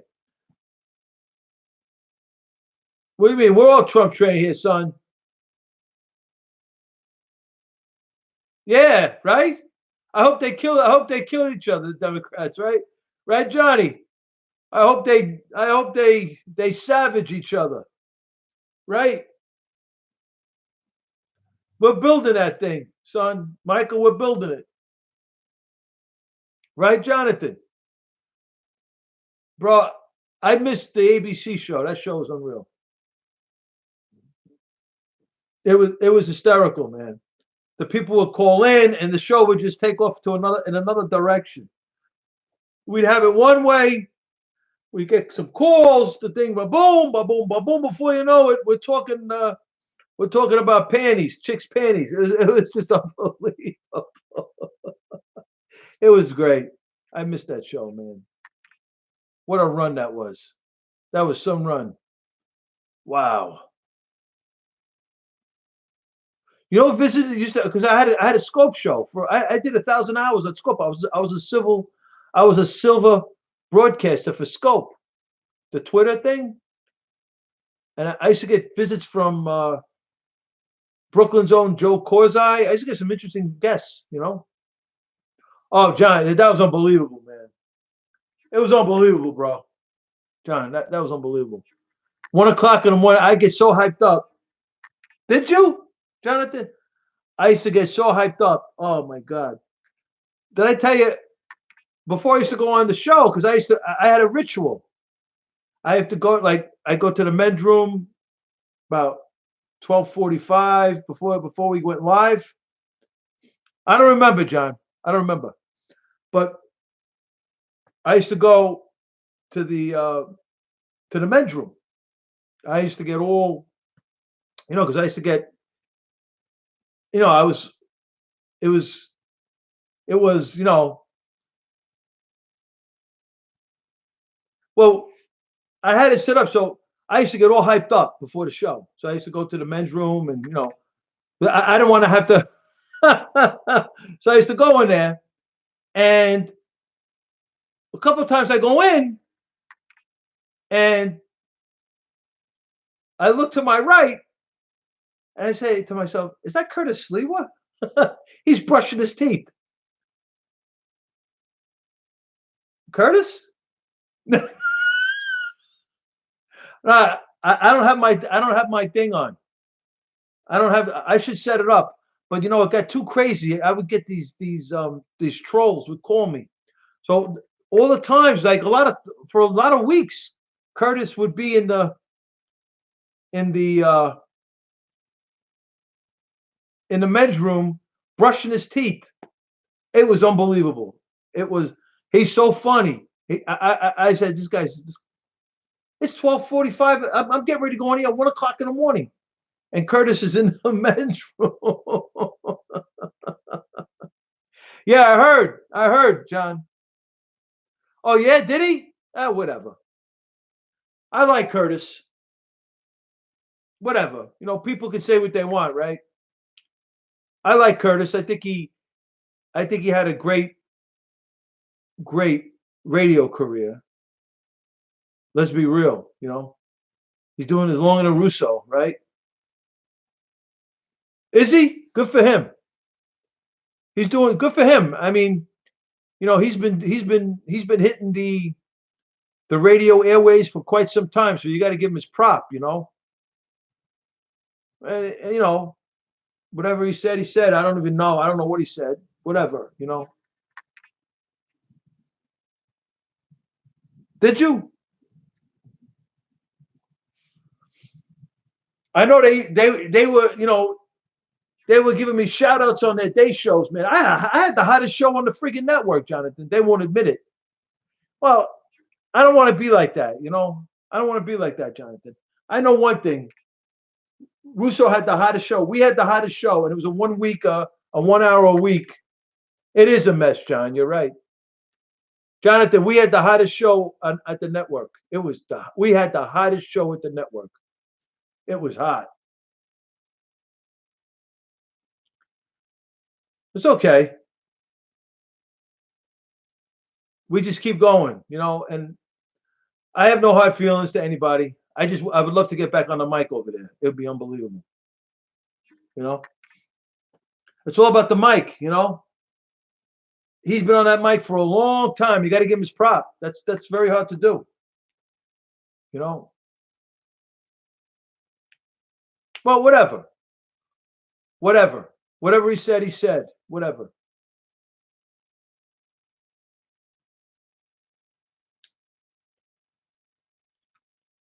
We're gonna see. We'll see what happens. John. We'll see what happens. People are gonna say. People can say what they want. Whatever. If we get another opportunity to go back there, it'll be amazing. We'd love to get that opportunity again. It was amazing. That run at ABC and what we did with our great president, we helped. We definitely helped. The president had a lot of help, right? He had God. The hand of God was there. I know we were with him. That's for sure. We tried to help as much as we can. Well, it was Jonathan, to be honest, it was difficult because I was a Trump supporter. It was difficult. At the time, people didn't, to be honest and real, it was hard to get the because I was a Trump, and being a Trump supporter, I was under the gun. Whatever. I mean, I had private sponsors. I had family and friends. I'm not ashamed of it. Family and friends. I'm not ashamed of it. And we made it happen. We had a great show. We had the hottest show. We had one of the hot, if not that, we had the hottest show on the network for a 1 hour show. It was every weekend at 1 o'clock in the morning. We made we shook things up, man. We shook things up. Yeah, but the sponsors at the time, God bless you, Jonathan. Thank you so much. Thank you, John, for the kind words. But it was tough getting sponsors, John. It really was, because we were Trump supporters, and maybe now it's a little different, but at the time it was very difficult. I mean, we tried. We had Stephen Baldwin. Stephen Baldwin called into my show. That's how hot that show was. Stephen Baldwin called in. Thank you, Jonathan. Thank you so much. And at that night, but we had the numbers. We had numbers. We were getting submission. I don't know all the numbers, but I know my numbers were pretty impressive based on the amount of time I was on the air. 1 hour a week. We were shaking things up with 1 hour a week. So that was the, part of me staying there. That was part of the thing, because we wanted to, up it, and we wanted to. That would be crazy, Denise. That would be unbelievable.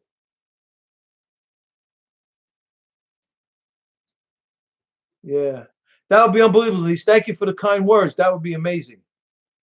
Because it was very hard to get at the time, especially 2016, President Trump. It was very difficult getting sponsors. People were, especially before the election. Oh my God, very difficult. That would be great. That would be great. We pumped the Trump, man. Pump the Trump. I miss the show, man. I miss the show so much. I really do. I miss the show so much. I really do. It was a lot of fun. We did a lot of preparation. I did a pre-show before the show. Yeah, and then we tried to come up with some Trump commercials, because we what we were doing was we took some of President Trump's speeches, and that was part of this commercial. It was just, well, I don't know if President Trump listened to my show, but I know when I went when I went to one of President Trump's events during the campaign, it was in New York, and I ran into Eric Trump. What a nice kid. The Trump family's really, they've sacrificed a lot for this great country. They really have. Yeah, that's all we had, Jonathan. And Eric Trump, I showed him my card, and he laughed. He goes, "I know who you are. I heard you." I mean, he didn't. He implied that he knew. He heard of the show. He heard the show. I mean, Eric Trump. But he told me that he was going to get back to me. But they're busy. The Trumps are very busy, and so it's all good. I have the world of respect for our great President Donald John Trump, the first lady, and the Trump family. They sacrificed a lot.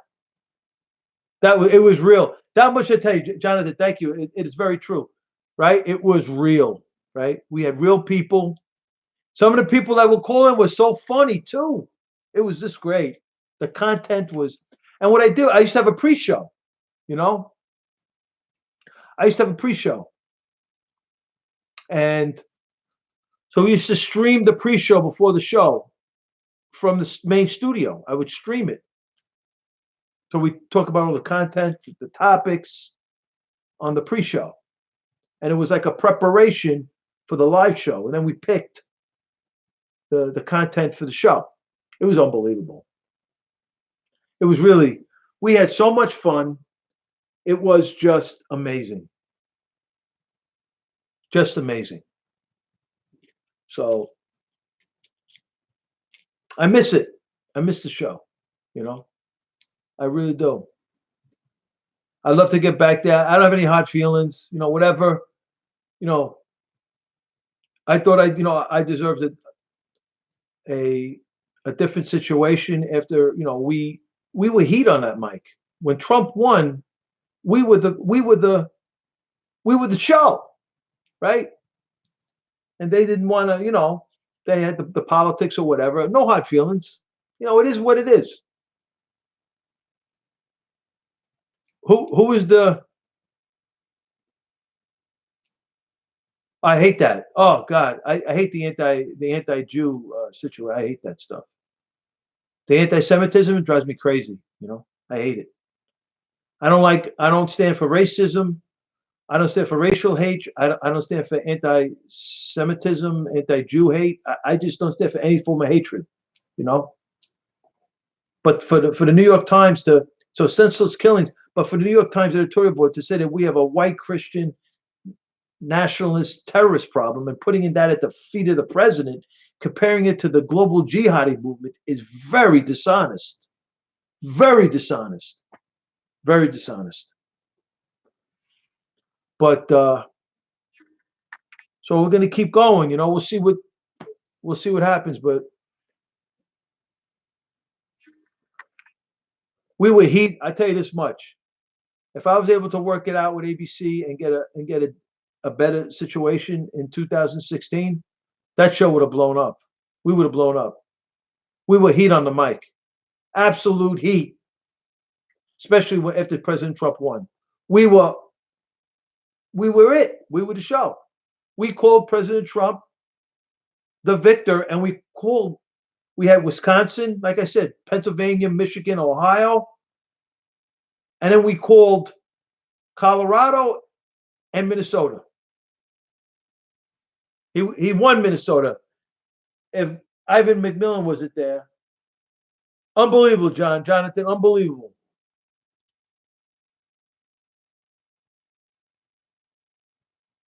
Thank you, Denise. God bless you. Thank you. I think Aaron Klein is a fabulous broadcaster. Probably. I probably did, Jonathan.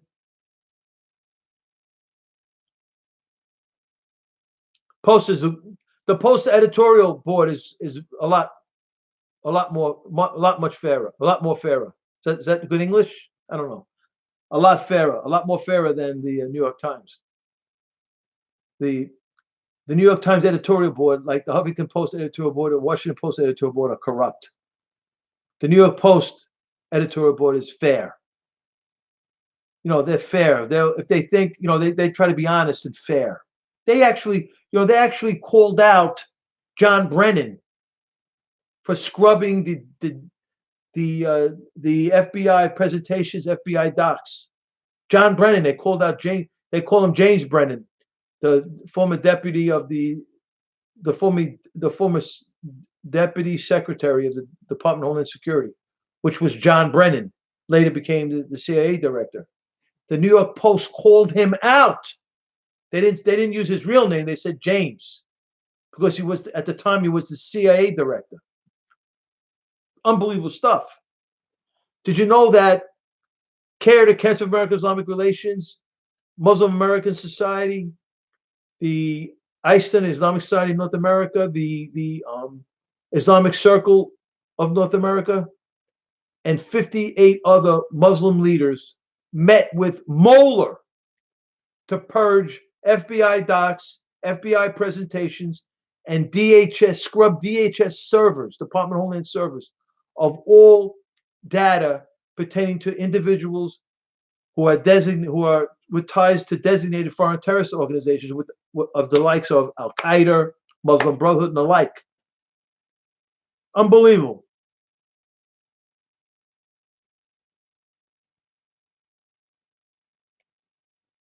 Well, I was doing it before, Jonathan, but then it got crazy because people would take the number, and I get all these crazy calls, and it was hard for me to control. It wasn't like if I was at the studio and people called in, there's the 7-second delay or whatever. So if somebody calls in and wants to blow up the show, right? I had the board op and the call screener just shutting it down.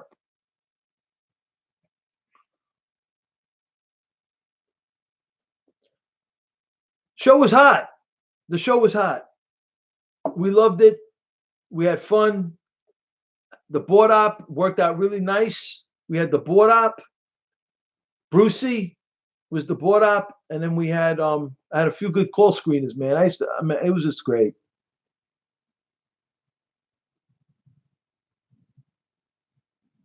It's okay, Denise. It's all right.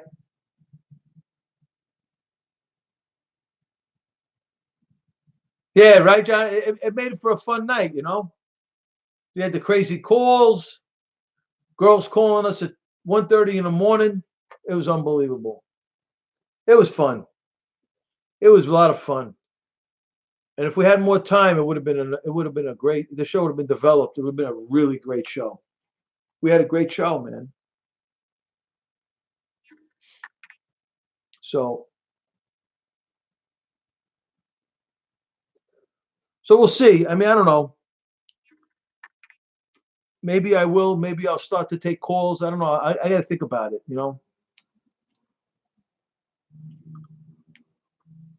Because right now it's like a video podcast, I got a YouTube channel. I got a lot of the most I've ever had. I got some people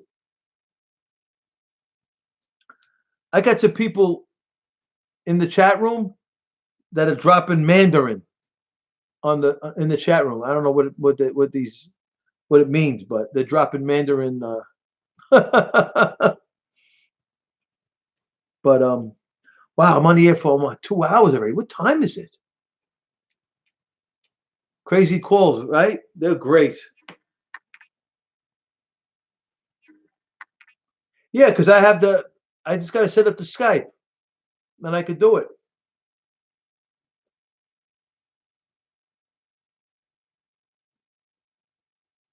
Thank you, Denise. Thank you for the kind words. I really appreciate it. Thank you so much. Make me feel good.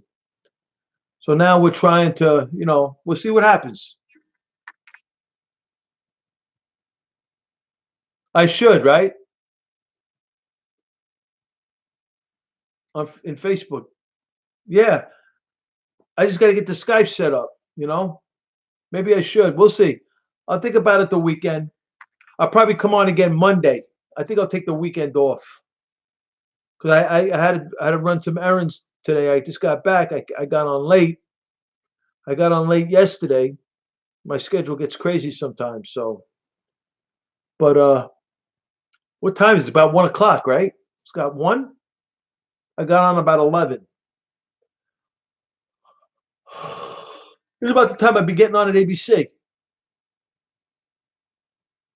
Thank you, Jonathan. Thank you for the offer. I appreciate that. You think so, John? I tell you the truth. Uh, so it's about 1 o'clock. I'd be getting on the air right now. About 1:13, 1:14. Man, that show used to go fast. Oh my God, that show used to go fast. Wow. Those were the days. That show was heat, man. Yeah. Thank you, Jonathan. Thank you, John. It's true, John. You're right. Yeah, they're all branded.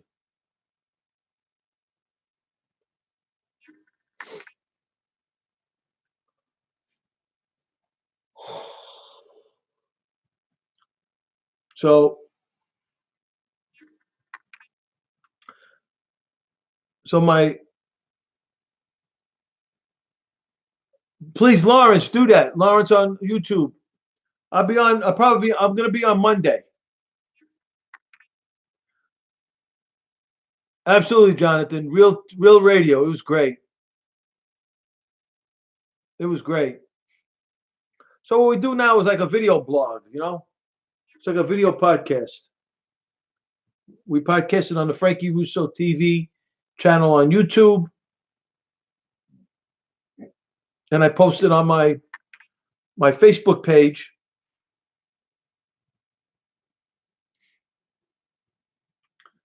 You're probably right, John. And what we do is we post it on my Facebook page, Frankie Russo Show, and on my profile page, Frankie Russo profile. Absolutely, John. But what time is it? About 1 o'clock? I'm tired, man. I'm glad I came on. We had some fun. You brought up my show. You reminded me of my show, which I miss dearly. I miss my show dearly. I really do. I miss the people. I miss talking with the people. I miss the loud. Oh my God. The energy was incredible. It was incredible. The board op was great. The call screener was great. It was just a great show. It really was. 213. What's 213? I did 143 shows, John. I did almost 3 years. I did 143 shows. My last show was the weekend before Thanksgiving of 2016. Man, the show after Trump won, President Trump. Oh my God, it was unbelievable, incredible. It was incredible,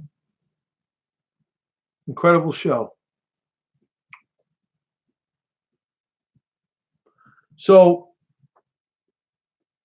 I think I'm going to get out of here. I'm tired. Been up about 2 hours. I'm going to get some sleep.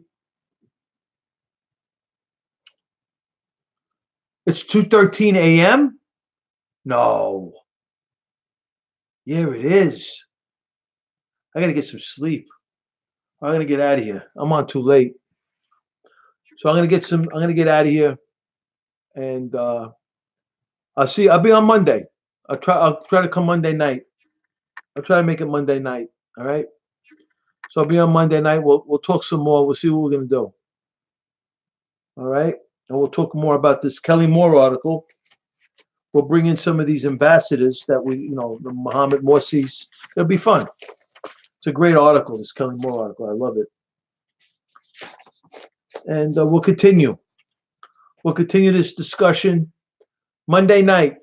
Okay, everyone. Thank you so much for the visit, Jonathan, John, Denise. Thank you for the kind words. I really appreciate it. It made me feel good. I miss my show on ABC. I really do. I miss it. I miss it a lot. I thank you so much for your kind words. God bless you all in the room. Thank you for the likes. Thank you for the positiveness. God bless the men and women of the United States Armed Forces. Thank you for your service. Thank you for providing me with the freedom that I have because to do the things that I love to do, and that's broadcast. Thank you for providing me with that freedom. God bless the men and women of the United States Armed Forces. God bless the greatest country on the planet, America.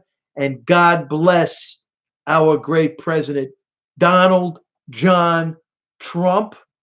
Facebook Live, YouTube Live. This is Frankie Russo. I'll see y'all Monday, probably Monday night. The Yankees, I think the Yankees may be off. They're playing 2 games. They'll be home against the Orioles. Hopefully they can win 2 more games and they'll take the series out of Toronto. They got a game tomorrow and Sunday. So I'll see you. I'm going to take the weekend off probably, and I'll see you all Monday night, Eastern Standard Time. This is Frankie Russo over at Facebook Live and YouTube Live. I'll see you all. Thank you for the visit, man. I really mean it from the bottom of my heart. God bless you, Denise. Thank you. Love you too. Love you all. God bless you all. Thank you for the positiveness. Absolutely, Jonathan. God bless you. God bless you, Denise. God bless you, John. Thank you all for the visit. Thank you all for the positiveness. Thank you all for the kind words. I really appreciate it from the bottom of my heart. God bless you all in the room, and I'll see you in the future. God bless you. Thank you. This is Frankie Russo. God bless our great president. Here we are back, my Donald John Trump. My iPod, this is Frankie Russo, and I'll see you in the future. So, we're back on Facebook Live. I got my YouTube going. The room